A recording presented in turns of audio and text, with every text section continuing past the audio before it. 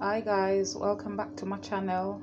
Today I'll be showing you how I make my fried dumpling.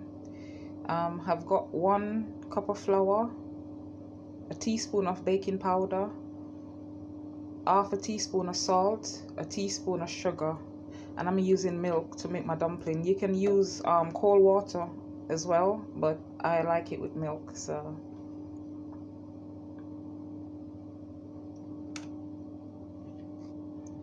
guys, make sure your hands are clean before you start kneading.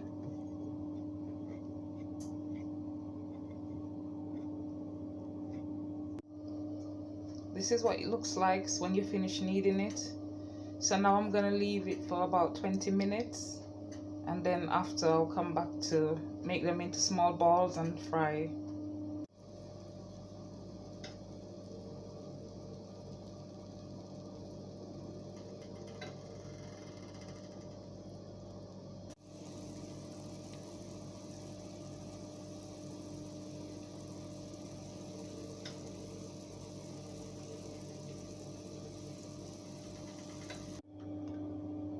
This is the finished product, guys. My fried dumpling with tin mackerel and fried plantain and a nice cup of coffee.